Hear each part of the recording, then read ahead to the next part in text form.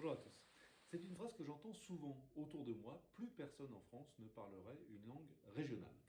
Or, la dernière enquête sérieuse qui a été effectuée sur le sujet indique que quelques 10 millions de Français les pratiqueraient de manière régulière. 10 millions de Français, c'est à peu près l'équivalent d'une bonne audience de la télévision quand elle diffuse un match de l'équipe de France de football. Donc dire que plus personne en France ne parle une langue régionale, c'est soutenir que plus personne en France s'intéresse au football. Je souhaite bon courage aux apprentis sociologues qui s'aventureraient sur ce terrain glissant.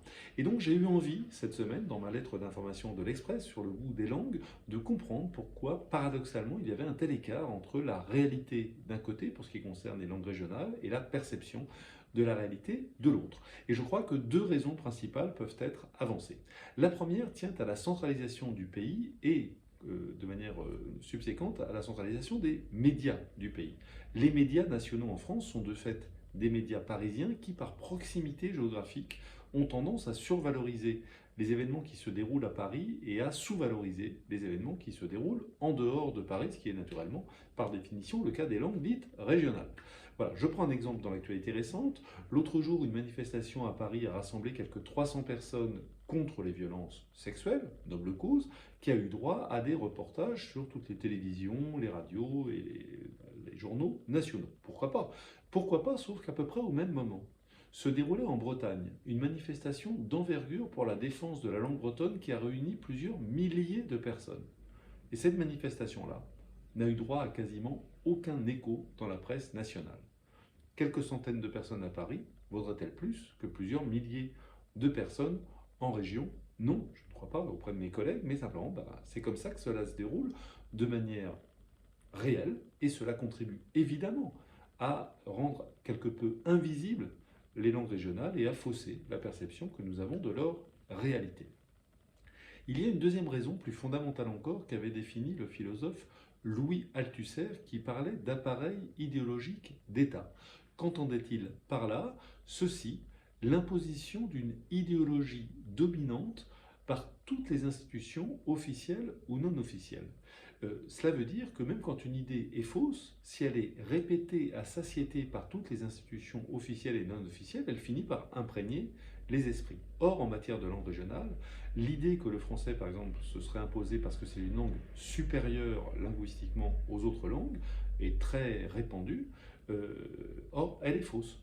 Tous les linguistes savent, tous les historiens savent, si le français s'est imposé en France, ça n'est pas en raison de ses qualités linguistiques propres, c'est uniquement en raison, pour la raison suivante, le français était la langue du pouvoir, c'était la langue du roi de France qui était implanté plutôt autour de Paris et qui petit à petit, en conquérant les autres territoires, a imposé sa langue aux autres territoires. Mais ça n'est pas une raison linguistique qui a provoqué cela, c'était une raison politique. C'est d'ailleurs ce qui est vrai en France est vrai dans le monde. Les grandes langues du monde, le français, l'anglais, l'espagnol, l'arabe, sont des langues de conquête coloniale et religieuse, mais ce ne sont pas des langues supérieures aux autres d'un point de vue linguistique, évidemment. Bref, les linguistes le savent, les historiens le savent, le grand public ne le sait pas parce qu'on répète, l'appareil idéologique d'État répète que le français serait une langue supérieure aux autres langues de France et on n'apprend pas le contraire. On n'apprend pas par exemple à l'école que Frédéric Mistral a été prix Nobel de littérature pour une œuvre en provençal et que comme Frédéric Mistral, nous comptons en France des milliers d'écrivains hier et aujourd'hui, des milliers d'écrivains français qui écrivent dans d'autres langues que le français. On ne l'apprend pas et ça contribue évidemment à ne pas donner à ces langues le prestige qu'elles méritent et à ne pas faire percevoir par les Français la réalité telle qu'elle est. Alors, je sais bien, évidemment, que l'appareil idéologique d'État ne s'exerce pas uniquement à l'encontre des langues régionales. Ce serait évidemment stupide de penser cela. Je vais prendre un autre exemple. Le droit de vote des femmes a été pendant longtemps interdit parce que l'appareil idéologique d'État, à l'époque, enfin au 19e siècle, première moitié du 20e, expliquait que c'était une chose trop sérieuse, que l'on devait réserver aux hommes qui seuls étaient capables de définir le bien commun. Stupidité, évidemment. Il a fallu des décennies et des décennies de lutte pour que les femmes aient accès au droit de vote. Mais vous voyez que pendant des décennies, les gens avaient intégré cette pensée parce qu'elle était répétée à satiété par tout le monde. Je crois que de la même manière, on peut tout à fait faire changer le regard des Français sur les langues de France, leur faire comprendre que ces langues méritent de continuer à vivre, qu'elles sont égales au français. Le français peut naturellement rester notre langue commune, mais veillons à ce qu'il ne devienne pas notre langue unique, parce que ça entraînerait un appauvrissement culturel général. L'uniformité culturelle est toujours une régression, et donc il faut expliquer aux Français, leur donner les bonnes informations. C'est ce que je tente de faire modestement à travers mes articles et ma lettre d'information sur le goût des langues, mais c'est modeste, mais ça existe, donc continuons. Et là, je lance mon appel régulier. Si vous êtes déjà inscrit à cette lettre, je vous en remercie, mais faites-la connaître autour de vous. Si vous n'êtes pas inscrit à cette lettre, sachez qu'elle est gratuite et que donc pour la recevoir, c'est très simple.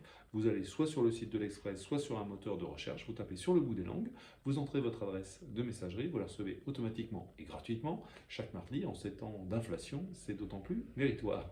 Voilà, je vous remercie beaucoup et je vous dis à la semaine prochaine.